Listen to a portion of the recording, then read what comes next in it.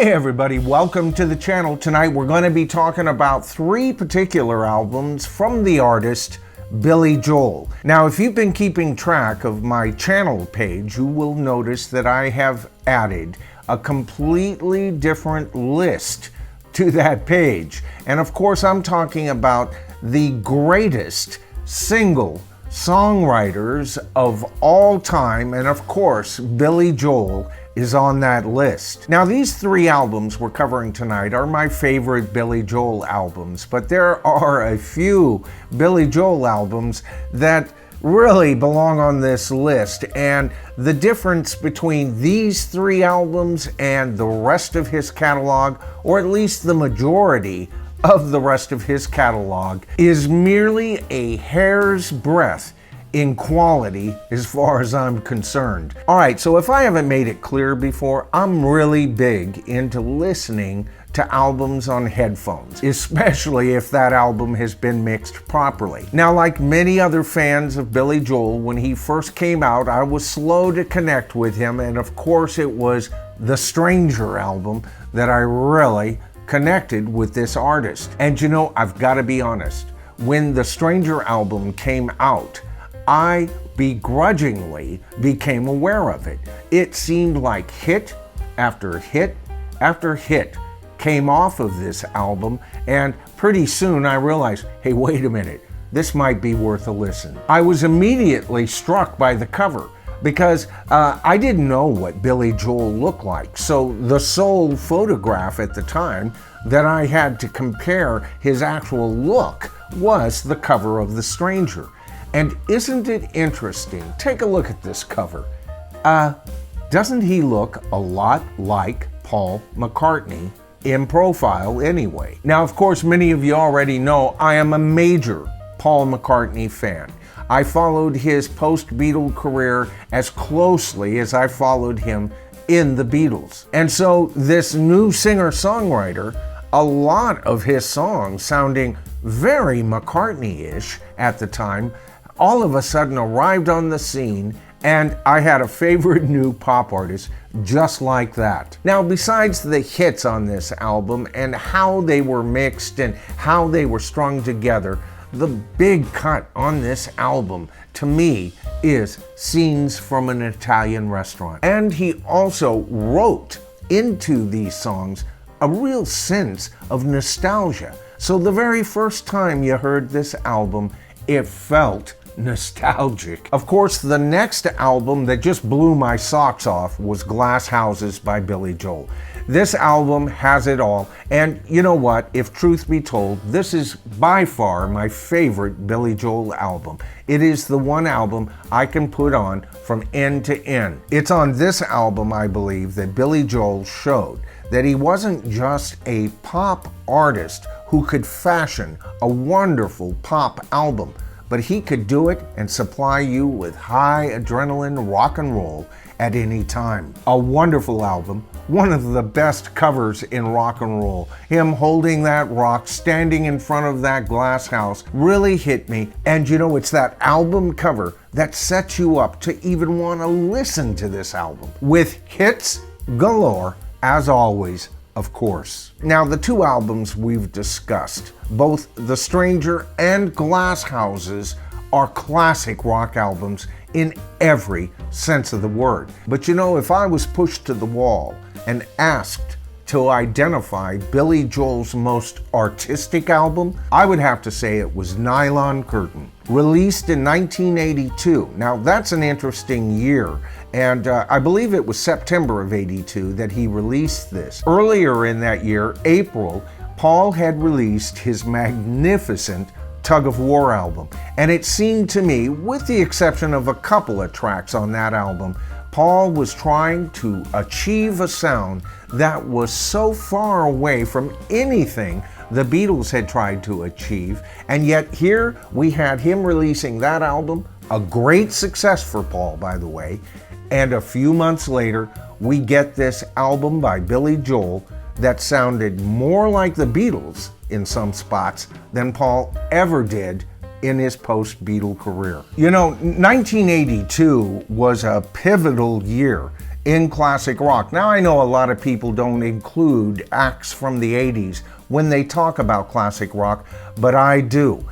Primarily because of Queen continuing to be really big in the 80s, as well as the Police, who started in the late 70s. And by the way, speaking of the Police, it was 1982 that we got Synchronicity. We got Michael Jackson's Thriller in that year as well. You know, when I think back on 1982 and some of the other albums that we don't have time to discuss here tonight, some of the acts coming up at that time, you know, what a magical year.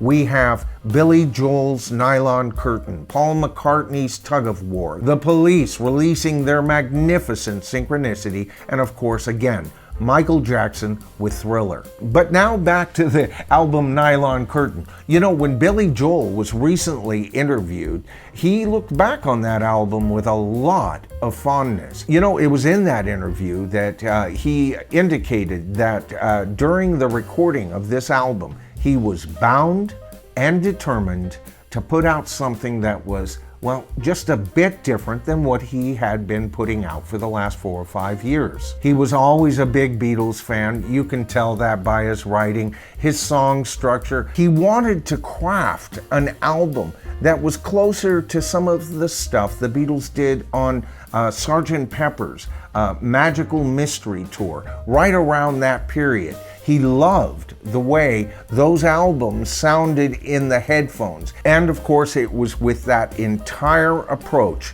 that he crafted what I consider one of the best albums you can possibly listen to on headphones. And by the way, it was Phil Ramone, who had been working with Billy Joel since The Stranger. He said in his memoirs that when Billy Joel approached him in regard to this kind of approach to making an album, he saw it as an excellent opportunity to do something, in his words, he called a bit avant-garde. And avant-garde, this album certainly is, but ear candy nonetheless. You know, some of Billy Joel's finest crafted songs, and he had a couple of hits on this album as well, are all on this wonderful album and are a complete treat, a true rock experience in every way when listened to the headphones. Now, why is that?